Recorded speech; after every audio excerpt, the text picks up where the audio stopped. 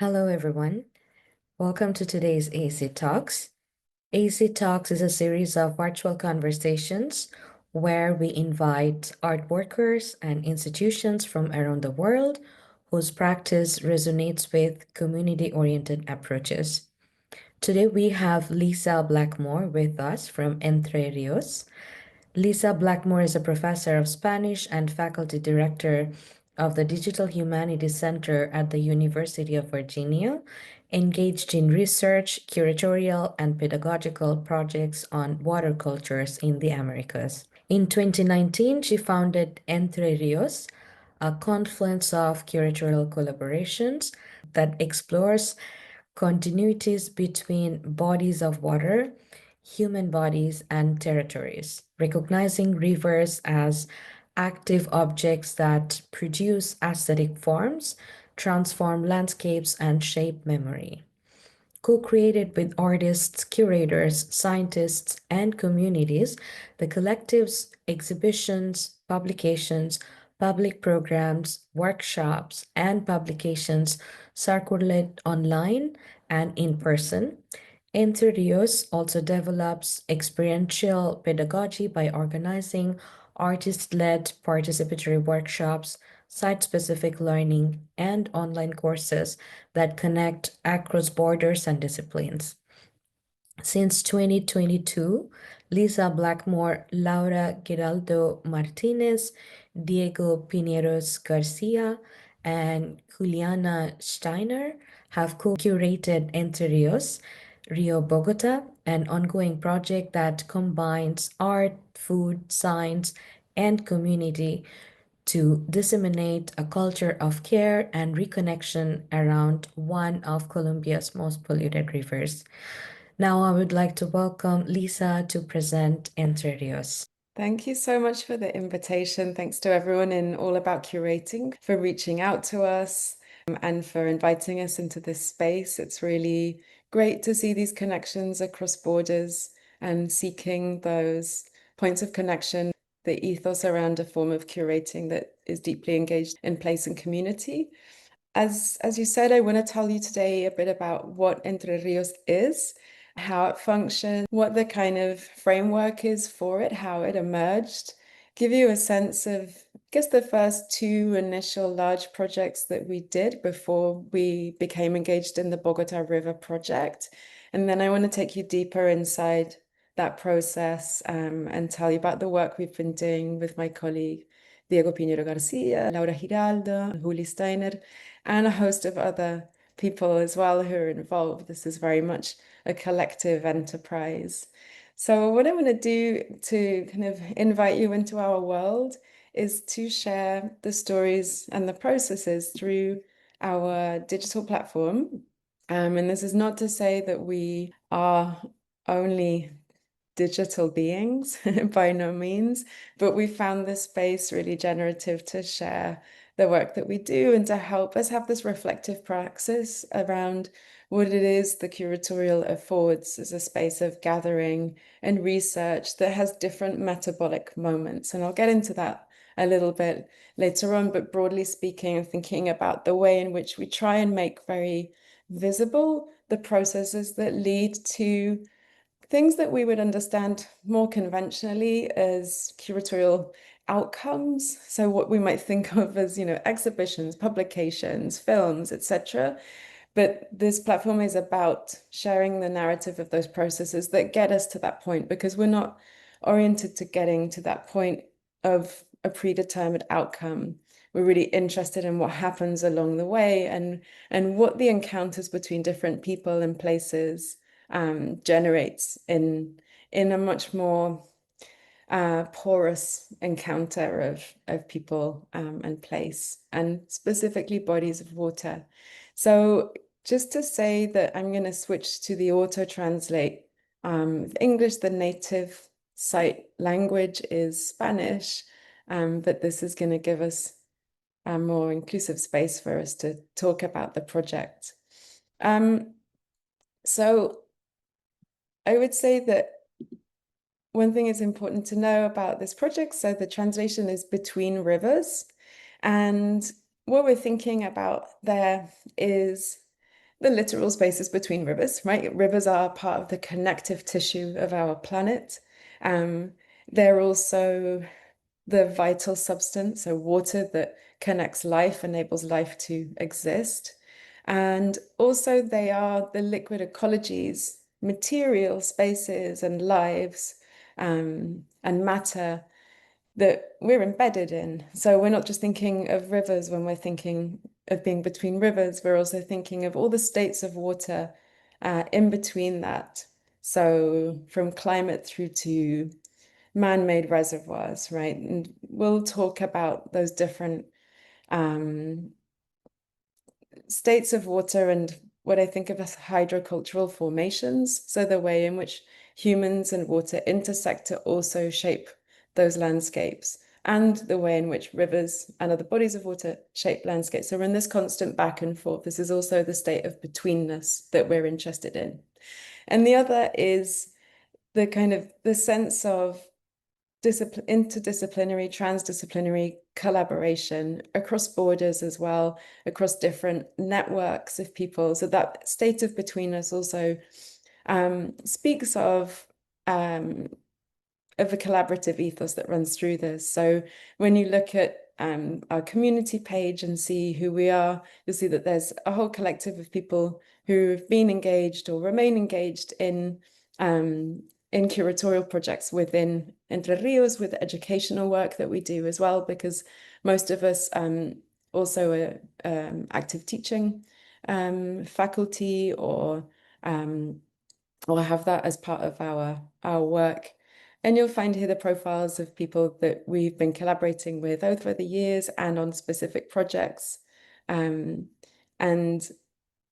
the start of this project, so to give you a sense of where it emerges from in terms of context, to say that this project is really born in 2018. I took a research trip to Colombia, to Bogotá, and met with, if you scroll down a little bit, you can see Maria Fernanda Domínguez Londoño. So there you go. There's Mafed. We met, and Mafed is a researcher and at that point was an independent curator who had a space based in Bucaramanga, which is in Santander in the north of the country. And we both shared an interest in doing work that could enable spaces for people coming together and thinking together about territory. So considering the impact, the long-standing impacts on rivers in Santander around the city of Bucaramanga through the lived experiences of people who are working there, farming there, also people who are studying these spaces from the perspective of academic research, right? So scientists, archaeologists, political scientists, people engaged in social work, and fair trade, people engaged in cooking.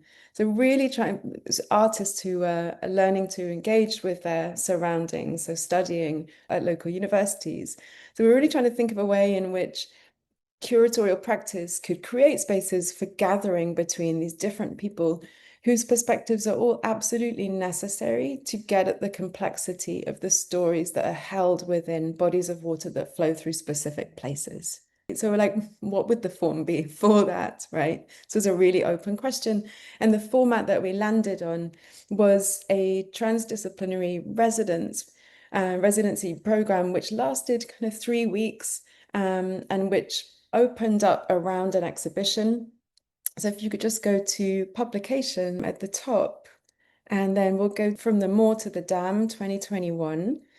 That's right. And then if you go down a little bit and click on view PDF, we can start just to scroll through that process. I can't narrate it for you because it was really extensive, but it involved us bringing together these different types of people and doing a series of 5 immersive walks through different itineraries that helped us to get a sense of what happens where rivers are born in highland ecosystems. What happens as they traverse different regions that are being affected by climate change, by shifting industrial processes, actors. What happens when a river reaches a hydroelectric plant and is dammed? What are the knock-on effects around? So really trying to get a sense of the complexity of place by walking together, being together, and being immersed in the sense of an active listening and attunement to these places. And so we took along with this artist who we invited to be involved. One of those is Leonel Vasquez, who's a sound artist and was helping us to listen, to learn to attune to landscape and think about the lives that are shaping it, that are more than human, right? So what you're seeing here is the outcome of that. This was a project in 2019. The final publication came out in 2021. So just to give you a sense of like, I was talking about metabolism. This was a slow metabolism of that process because so many people were involved in thinking together at involved in an exhibition, these walks, but also moments to exchange knowledge, to find knowledge ecology through workshops with artists, talks with different people who are doing work around water in this region, and then producing at the end of these 3 weeks something in the form of an essay, and true to the form of the essay being a form of essaying, of trying out, of experimentation. And so what each person produced at the end may have been a series of images, it may have been a reflective text, it may have been something very specific, a kind of series of scientific diagrams and images. And we shared this in a space together, and part of that outcome is this book. And I should say that what you're seeing here, in fact, are images of the University of Essex's kind of the river next to the campus, because this is a project, and as I said, I was going to mention the institutional framework that was funded in a university setting. And I think that's really important to say because it means it comes from a research agenda that I was really interested in pursuing and that has other types of outcomes, right? So as academics, we're engaged in writing peer-reviewed articles that frankly not many people read unless we're the superstars of academia, and those people are few and far between, right? Or we're producing books that have severe limitations on how many images you can share, what kind of sense of place you can convey. And so part of this project comes from also a frustration with those limitations and a sense of the need for much more permeable ways of sharing research and doing research collaboratively and thinking together. And so the University of Essex was extremely supportive of different iterations of Entre Ríos' projects up until this year, in fact, and when we published our most recent publication. And along the way, we've forged different institutional partnerships and alliances with other actors in Colombia, in the case of the project we're doing now with the River Commons Moving Rivers project in the Netherlands, again, another university research project. But then within Colombia, we've allied with contemporary art spaces, with a network of public libraries. So we're very, again, like collaborative in the sense of the sorts of partnerships that enable this work to happen. So the invitation is, this is only in Spanish, this publication, but it's one of the places where we've deposited, let's say, a kind of reflection on that methodological DNA and the kind of curatorial ethos of transdisciplinarity, of embodied learning as a route into opening up a question around what knowledges make their way into artistic research, but also academic research and public conversations, right? So that to be much more rich and diverse. And at the beginning of this project also was a long-standing colleague of mine called Teresa Mulet, who's an artist and designer from Venezuela. So I was very engaged in thinking together with me, with Maria Fernanda, about the visual identity of this project and what that would also say about the ethos. So this was the first project that happened in 2019. And then, as I say, we kept in contact with the people who were involved in it. Over those subsequent years, we were editing this publication together. It's like 250 pages long. It's like a kind of, it's a long and rich repository of lots of images as well, of that sense of space. And we tried to find ways, working with Teresa, for that editorial work also to honor the agency of the waters that were flowing through this project, right? So this is, again, something we're thinking about all the time, is within this work, how can we get beyond a form of being together and also learning, attunement, and then circulation of the research that is co-created and the experience we have, where water also is a subject within this, not an object, right? And this is common to a lot of work, across disciplines that are thinking against the separation of nature and culture and the objectification of nature as resource, which is one of these problematic separations, right, that at least, Western society is locked into through forms of industrial capitalism and urbanization. So how can water find a way in too? So the second phase of this, the kind of second big phase, I guess, is the COVID years, when, like many other projects, we were faced with the challenge of rethinking this real commitment to embodied, collaborative, in site-specific work and what that could look like in a world in which we were suddenly actually just limited to our computer screens and our immediate environments, and thinking through those spaces as well. So in 2020, we formed a collaborative online laboratory before people were exhausted by Zoom, at a point when we were all on lockdowns across the world, together with Diego Chocano, who's a Peruvian curator who's based in the UK, and with Emilio Chapela, who's a Mexican artist based in Berlin, and a scholar as well, and cultural organizer, curator. We formed an idea of connecting three different river basins. So the Bogota River in Colombia, the Usumacinta River that it flows from Guatemala into Mexico, and the Rimac River in Peru. Three very different environments, rivers in different states of health or malaise, but all rivers that are being pressured, and have been pressured for many years by quote unquote human development, right? And ideas around progress. And I'd say progress because you can see on the second line of pictures there, you've got four titles: Bodies of Water, Assemblies, Ways of Living, and Voices of the River. And these are the four curatorial channels that together we came up with as an invitation for a group of around 25 artists to produce a digital project that was thinking about these three rivers along these lines of bodies of water, those kind of material spaces of porosity, assemblages that are more than human. So thinking about the intersections of infrastructure. You can see Eduardo Avaroa's The Train from the River work here. He's thinking about railway infrastructure pressuring the river basin and also tourism. The third category, ways of living, modos de habitar, or you can stay up. So yeah, ways of living. So thinking about, material cultures of coexistence with water.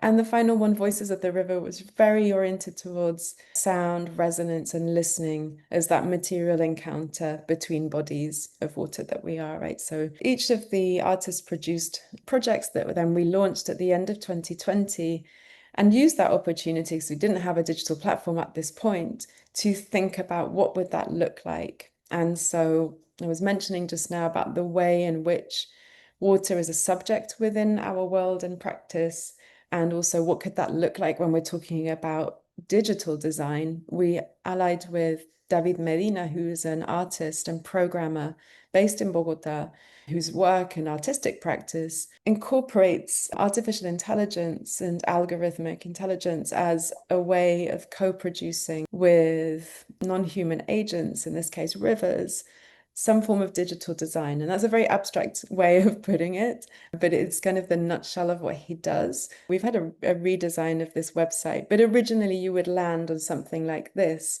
which is in itself an ecology of these projects that were being produced in 2020, where every time you hit the landing page, there would be a different turbulence of these projects, which you can see overlap. And this was some bespoke programming that David created, where in the back end of this, there are some recordings of a river that then kind of generate a process of binary code and decision making, which then spits out, regurgitates, creates a confluence of these projects, which changes each time you landed on the page. So we wanted there to be this sense of chance, of a material agency, which was then directing a kind of fortuitous way of navigating the site. talking with David over the years, if we scroll back up again, we realized that it's not the most user-friendly way of engaging with this platform in itself. It was a kind of a wager for the subjectivity of water as an agent, a creative agent. But we've also got other ways of navigating the site. So one of the ways you can engage with it is through a mapper. So if you're looking, you can see we've got a high density of projects in Colombia specifically. That 57 is the Bogota hotspot that we can talk about, and you can navigate by going in and having a closer look at what's happening in specific territories. So this was the second moment, this moment of the channels. It was wonderful because it created a series of online projects of artistic research where, again, in terms of thinking curatorially, quite often process is in the back end, or quite often we don't see or hear the process as narrated by artists necessarily, right? And so how could we bring to the foreground those reflective processes? So if we go into the top drop-down menu, you've got channel. You can choose any of those, whichever you like, and we'll just go in briefly and have a look. Okay, so we've gone into bodies of water, which is great. So maybe we go down. In fact, let's choose the middle one, Poleka Kasui, Glacier Relic. This was actually after the fact of doing these projects in the COVID era where we had already produced this website. We made contact with Natalia Castañeda, who was just finishing her PhD around melting glaciers in Colombia, some of the last tropical glaciers. There's a really important Andean band of glaciers in Colombia, very much so in Peru. Their melting is creating all sorts of problems around water security. It's affecting downstream farming. It's transforming these landscapes. And Nati's work, very aligned to what we are interested in, was an engagement over a long period of time by walking with scientists into this glacial landscape, sketching, doing archival research around it. What we did was pair with her to think about how could we produce an online project around this research where she could share some of the work that she was doing. So really finding a space also for artistic research as a practice, and part of the digital platform is really engaged in sharing that as well. Also strategically, because as I mentioned at the beginning, a lot of us do teaching. And so we were thinking about how can these projects then form part of the teaching materials of the work that we're doing in the classroom with students. And the classroom is the expanded digital classroom. So we teach again across borders. And the sort of teaching that a digital platform affords is also transnational. So that's been really helpful.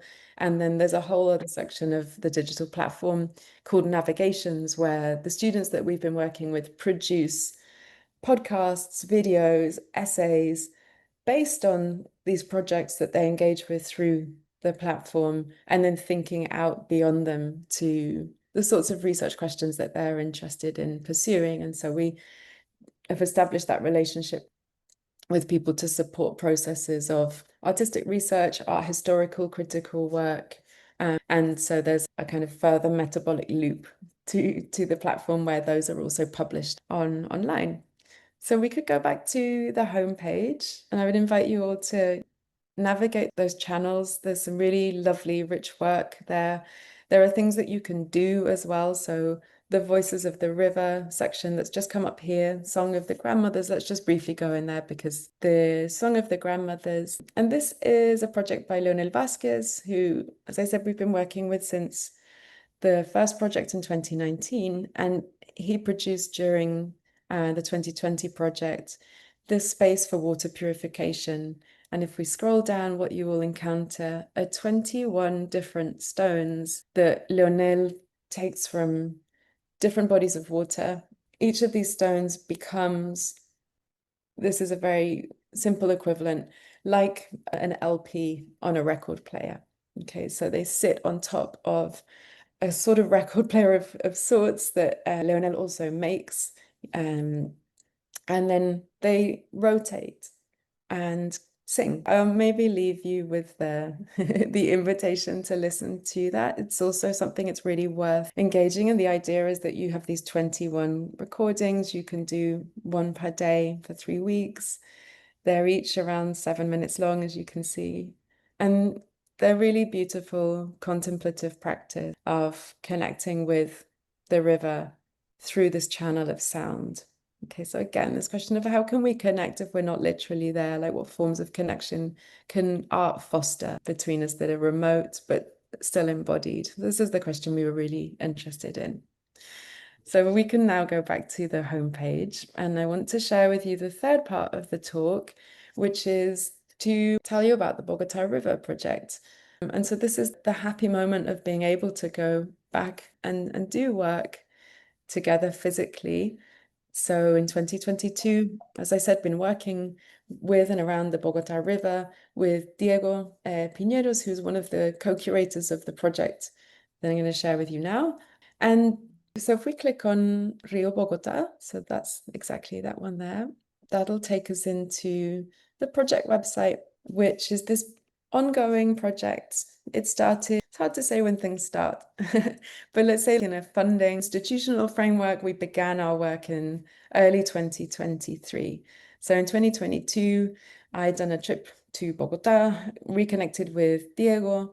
We had met up with Juliana Steiner, who is a curator as well, based in Bogota, who'd been working along the river basin in its middle section in a wetland, restoring a form of indigenous agricultural land management, which is absolutely fascinating. So working there with the wetland reserve, but also with artists and archaeologists and landscape designers.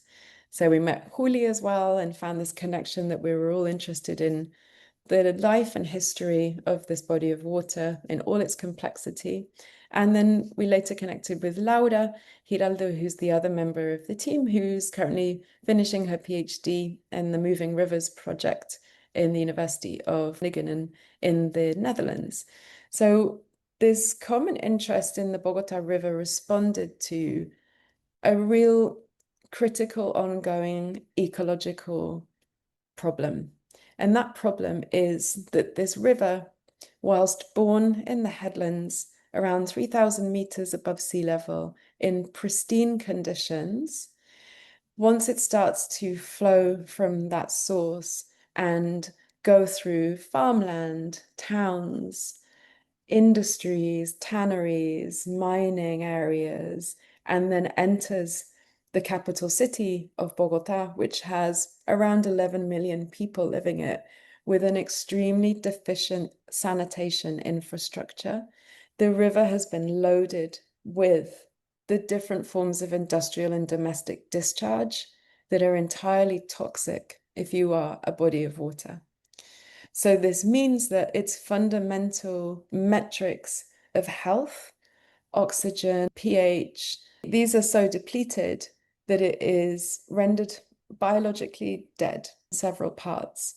So the river is kind of fighting a battle to be able to breathe. It's starved of oxygen, so it's effectively suffocated by the time it leaves the capital city and reaches the waterfall that you've just seen, the Salto del Tequendama, which is absolutely beautiful, but is a waterfall that is basically like an open sewer.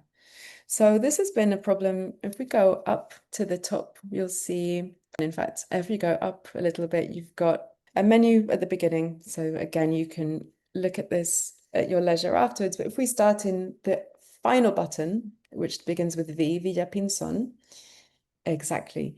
This is the source of the river, and the narrative of this website follows it down. And so as we started doing work, moving around the water basin, the water shed, what we wanted to do was connect with initiatives who are doing organic gardening and crop production, who are doing environmental education, who are doing ecological restoration, who are maintaining the integrity of land and water in ways that we observed were giving life to this river. So forming a life support network for it. And these are citizen initiatives on various scales across various parts of the river, where people were engaged in practices of caring for it, whether they were living at the most polluted point or at the most pristine point. So there's this collective fabric of a disposition towards the river, which was practiced and put into practice through specific actions. So if you're restoring a wetland, or if you're restoring a cloud forest, you are sowing and harvesting clean water for the watershed. You are doing something very concrete to amplify its capacity for life. So observing this happen at different points along the watershed, and we entered into conversation with people who were doing this work with the aim of gathering them together. If we go back to the homepage for a second, or in fact, if you scroll up, you can go straight to how to eat a river.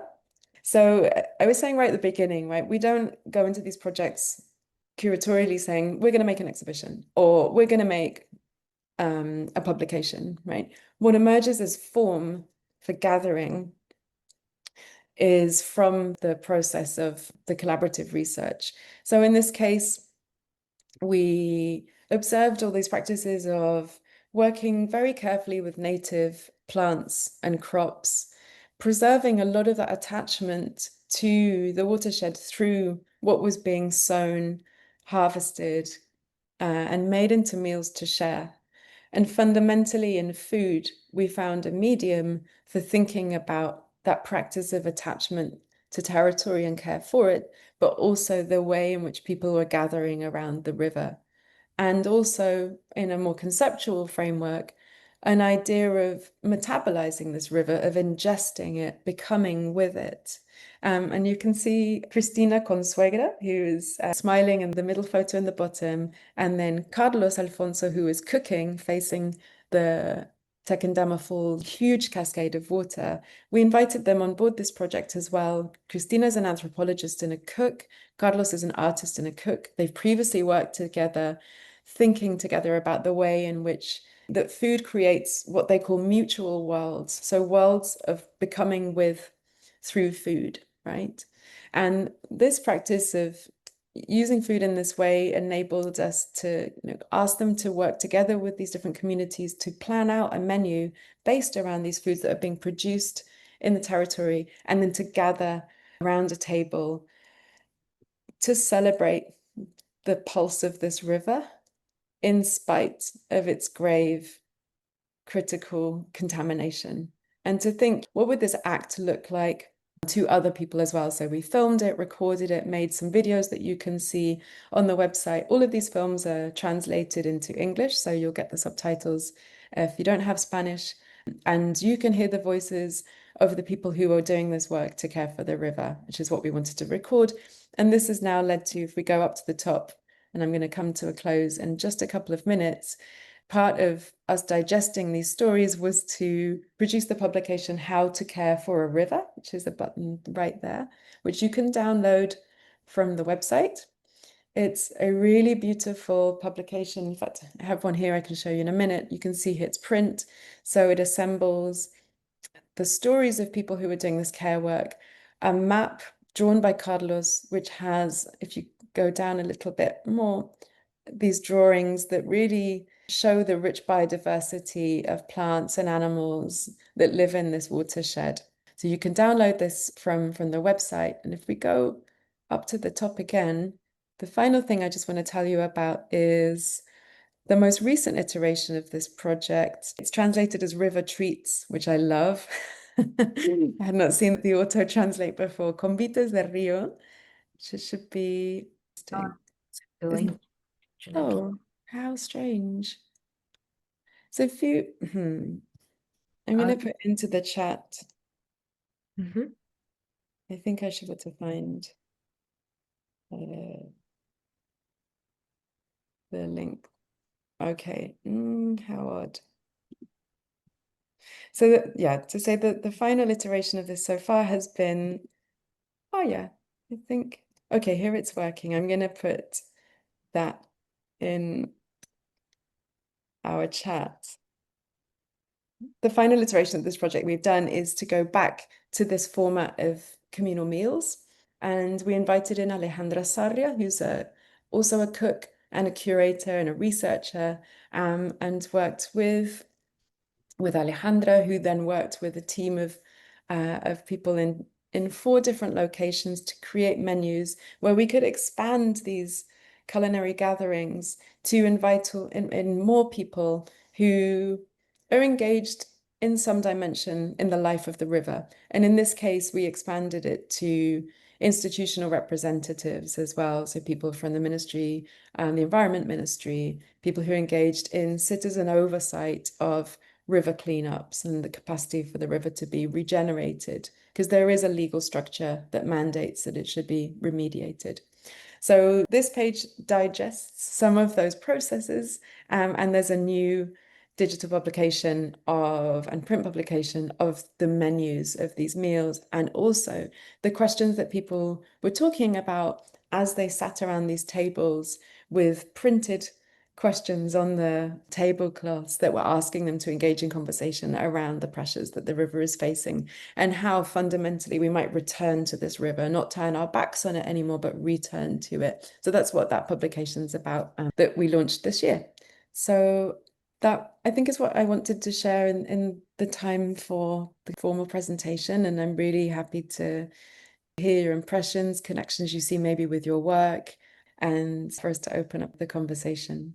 Thank you so much, Lisa. I'm going to stop sharing. If you want, you can share anything that you would like, you would like to, and you think that it's relevant.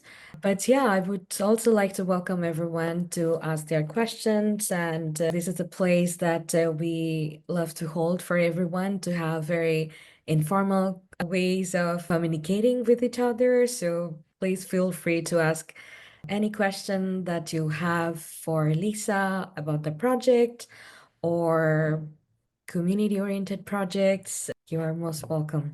You can raise your hand or you can also unmute yourself if you have any question right away. Hello, Lisa. Thank you so much for your presentation. Thank you, Mazabin. Hello to everyone. It really resonates with my research and my practice. I'm a teacher, artist, and curator from Brazil, Rio de Janeiro. I have an interdisciplinary or transdisciplinary organization. It's been 15 years now that I've been doing these projects, exhibitions, residency programs, courses, labs.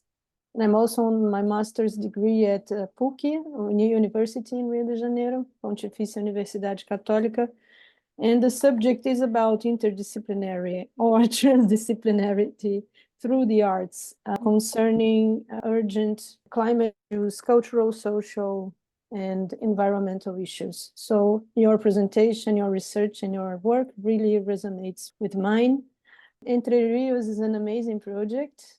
It's great to have the opportunity to see it.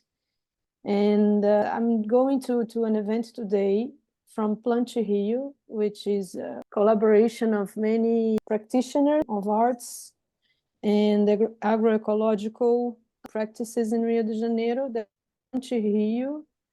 And the title of this year is Between Diverse Rivers. So, Entre Rios Diversos, which is a great coincidence.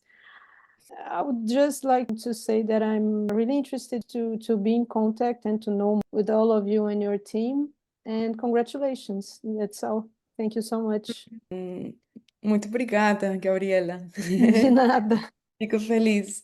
So thank you so much. I'm really happy to hear those lovely synergies. And, the fact that there is a project called Entre Ríos Diversos, between different rivers, really speaks to the fact that this is a global moment for this kind of work. And I think that part of the learning we've been doing is following other platforms who inspire us as well, and making collaborations with them as well, or at least making connections and being in conversation around what transdisciplinary work through the arts affords.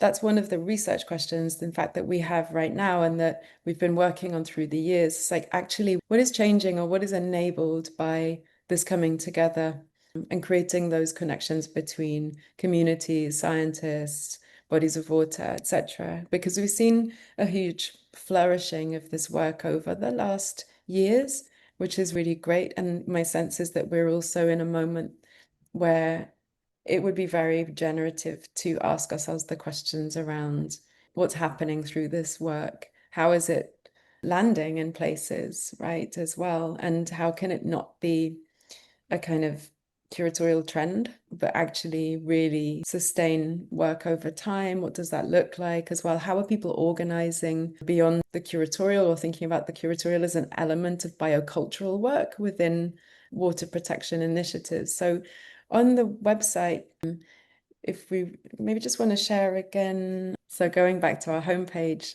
or you've still got the black marks, but I just want to show you this publication. If you go on to the website, you'll find a project that we did last year, which was precisely this question of, okay, if this is happening across the Americas, like who's doing this work and how can we start to map it out and think about the types of actions that people are doing around rivers, where pedagogy, activism, research, biocultural actions, communication work, territorial work, and restoration and conservation are kind of feeding a series of hydrocommoning actions, right, that then play out with different bodies of water.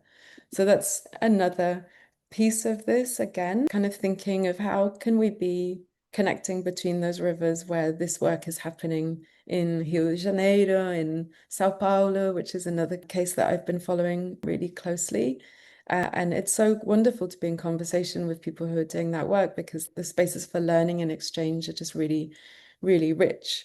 So it's very exciting to hear from you that you're doing this work, and yeah, very much interested in learning more about that and being in contact. So please do reach out to us. Thank you. Yes, I'll reach out. Just one question. Instituto Mar Urbano, which is Urban Sea Institute in Brazil. In Rio de Janeiro, they've been working for many years now, and they research rivers, mangroves, and seas. And they are collaborating with me now for the Museum Spring Climate Change Week that will be in Futuros Museum that I'm curating. And they also collaborating in one of my residency programs, which is expanded field residency program. So I think it'd be interesting for you to get to know each other.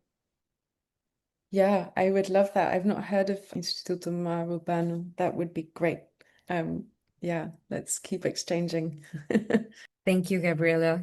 Does anyone have any question? Anyone else? In the meantime, I have a question for Lisa. So the Rio Bogotá project in specific, you engage with the communities across the upper and middle watershed, including the indigenous Muisca councils, ecological restoration, agroecological projects. So how do you navigate the encounter between scientific, local ecological, and indigenous knowledges in your curatorial processes? And also, what kind of tensions or maybe fruitful synergies have emerged throughout the process, especially in deciding whose stories or care practices are highlighted? Yeah.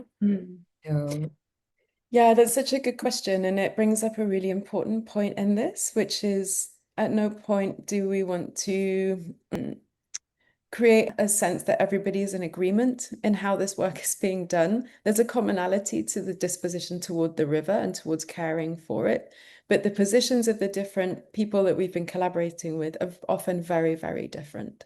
Even with regards to the most basic of statements, which this project is kind of organized around for us from our side as curators, is that the river is not dead. And, we've been working with people within this project, the Alberde Vivo Foundation, for example. Fernando Vasquez, who is the director of that foundation, has participated in some of the events and encounters and gatherings we've been organizing. Is very clear that the river is dead, and like naming that's very important. And so what we do with that tension, how we navigate that, I think is a really important part of the work as well. At the same time, part of the way of honoring the river and its life and all of the life that it affords around it is deeply present in the practice of Abuela Blanca Nieves, who's a Muisca elder who opened the meal and the gathering at the Tequendama Falls by singing to the river and recognizing the river as kin, thanking it deeply for the river's presence as brother and as kin that is part of a lineage of inhabiting this territory, which is living knowledge, embodied knowledge, and that is being transmitted through different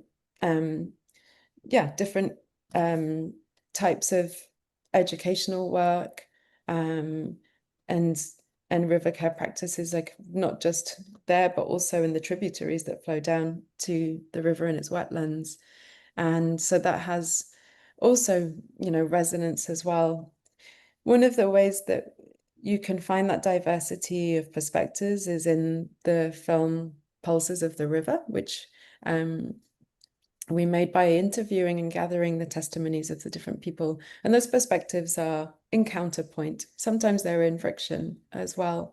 And so that difference is important. And,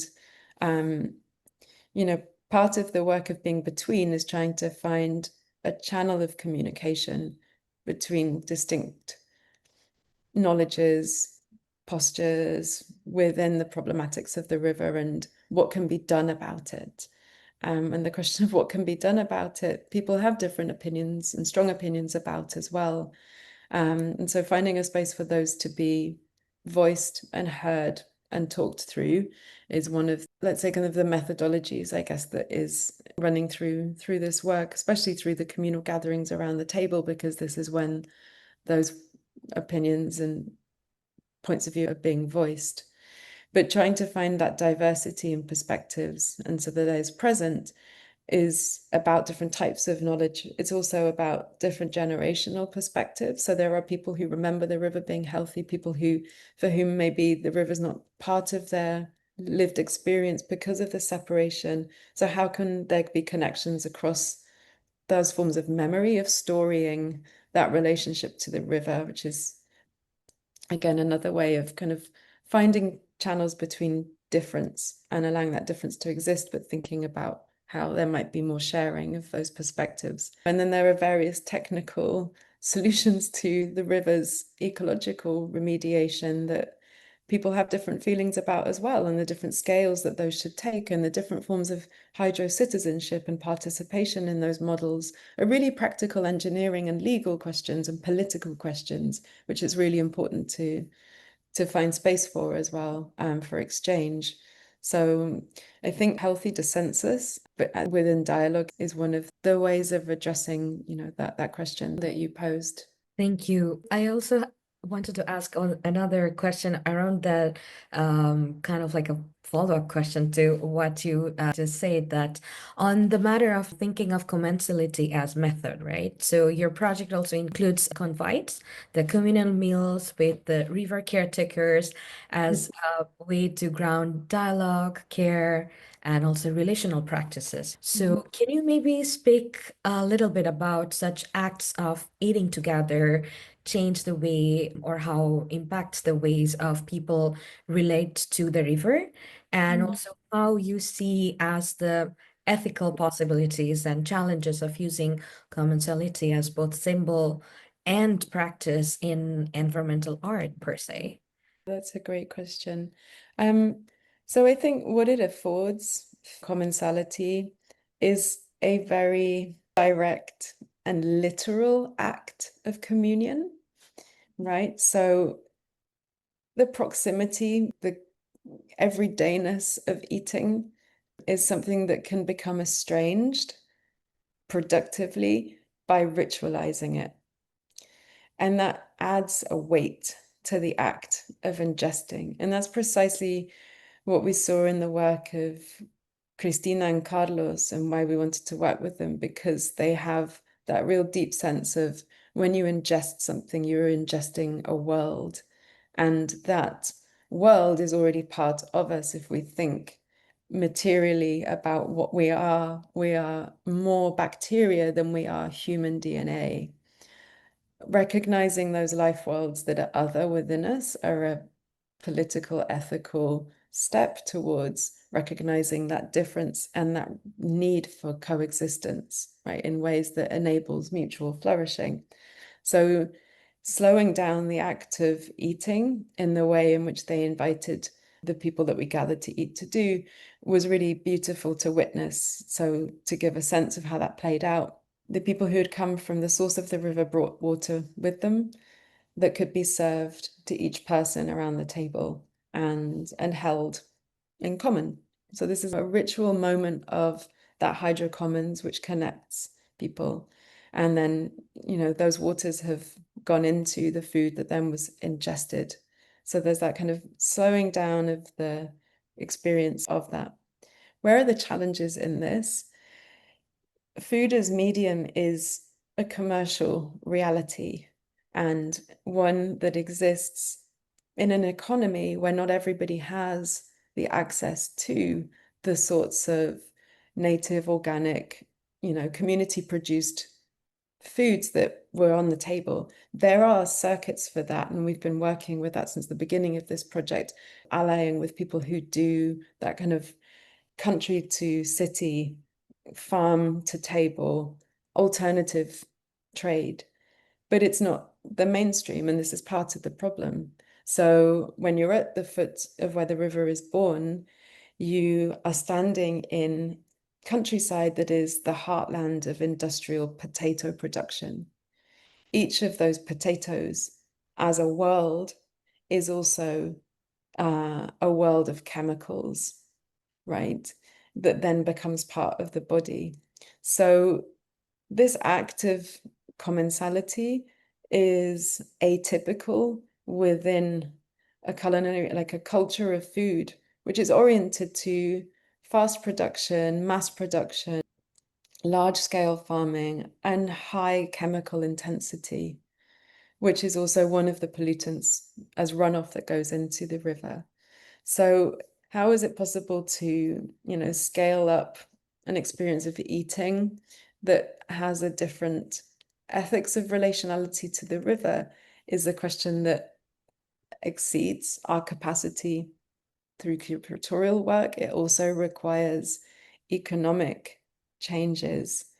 Even knowing that the challenge of moving your land to organic production takes a period of probably 5 years at least of leaving it fallow, which means you can't produce in those 5 years, means that it's an economic huge hurdle to doing that work, right? Of changing a system of production that then would enable like that experience of commensality to take on those other qualities. And so that is, I think, a very real material challenge where art hits the limitations of what it can put into practice, and because the scales of operation are so radically different as well.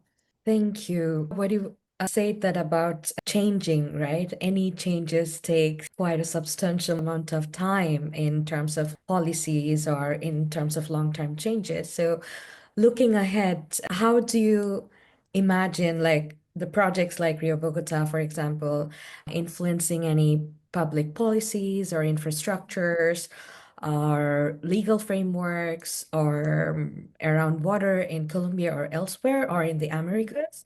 And also, what kind of partnerships you think that governmental, nonprofit, grassroots have you found effective, and perhaps obstacles that remain in scaling the work of art, ecology, and community into long-term river care? That's such an important question. So within, I would say that our project isn't doing that work, but within the network of people that we're connected to, I mentioned earlier the wetland reserve, the Thomas van der Hammen wetland reserve, where Juliana Steiner is one of the curators that is part of the team, has been doing this project in collaboration with Sabina van der Hammen, who is a environmental lawyer and is engaged in legal measures that protect the integrity of this wetland, which is part of the kind of incredible ecosystem of the basin of the Bogotá River, which has been drained out since the 16th century and continues to be pressured by urban growth. So within that landscape, there are particular legal actions which are necessary to protect the integrity of these ecosystems. Within other projects that we follow, and they're doing incredible work regionally, and I'd love to know of other examples you all might have. In the south of South America, there's a collective called Bestias del Sur Salvaje. There's a group of water sports enthusiasts who use this as a platform also to connect with community initiatives, Mapuche communities as well, who were defending the rights of rivers against the pressure of hydropower, for example. So there's a connectivity between different coalitionary forces involving something as distinct as water sports and then legal reform to get the rights of rivers to protect them from industrial impact. So those are other examples. Up in Mexico, there's a great project called Un Río en el Río, a river in the river, where they are engaged in manifesting citizen presence in a river. So they'll walk through a particular river, it's called the Santa Catalina, and they are protesting the construction of a viaduct. So they have town halls, they are pressuring local politicians around recognizing the river as a living part of the landscape upon which this infrastructure would have significant detrimental impact. So there are examples where, artistic work has a place within those movements, but it is part of something which is also doing that political work of thinking of lobbying and also thinking of what legal instruments will set in place change. I should say that another complexity of that, which in the case of the Bogota River exists, is that there is already a legal framework, which is the outcome of years of class action lawsuits and citizen mobilization through the 90s into the 2000s. The implementation gap with regards to how effective that law has been in actually physically cleaning up this river is another point of contention, because it remains extremely polluted. And so kind of what's that ongoing work of oversight? There are other groups that we're in contact with, but they are doing that citizen monitoring work to report back the progress or otherwise of river remediation. So the legal piece in this is absolutely fundamental, in the interface with political institutions. We're observing real potency in the work that people are doing through these platforms to actually kind of pressure for change in policy. Thank you so much. Anyone has any question for Lisa? Well, if no one has any other question, and I would also like to mention what I told you, Lisa, when we were having our meeting before today's talk. So for the next AAC talk, there would be also an institution from Bangladesh who are working. It's a community oriented institution. They also have really beautiful project around the river, which is called Buriganga in Dhaka, which used to be the heart of the city and city of 25 million people. And unfortunately, it became heavily polluted. And now this art institution, they are working together with the communities and also people whose lives also depends on the river or surrounding the river. So how can we co-create something? How can we create these dialogues first? And how can we think together? So their projects are always very much oriented towards this community, like the farmers, the sailors, the fishermen, the blacksmiths, and all these different communities that are lives are also dependent on the river, let's say. So I mean, if no one has any other question, we can end our conversation for today. And I would like to thank you, Lisa, for sharing Entre Ríos and also talking about the beautiful project that you are building. From the AAC talks, we always try to learn from all the community practitioners and also how ways of doing things together. And I think we are very, very inspired to also learn from you and the team, of course, the beautiful team that made all this happen. And thank you so much. Really appreciate your time and analysis, of course. And wish you all the very best and a beautiful rest of the day, everyone. Thank you so much, Masavin. I left our email in the chat, so please feel free to reach out if you'd like to be in contact conversation. And we would love to hear what other people are doing. And this question around what is changing is really fundamental, I think, to think through with other partners. So if you also have interest in that, please do contact us so we can think together. Thank you so much. Take care, everyone.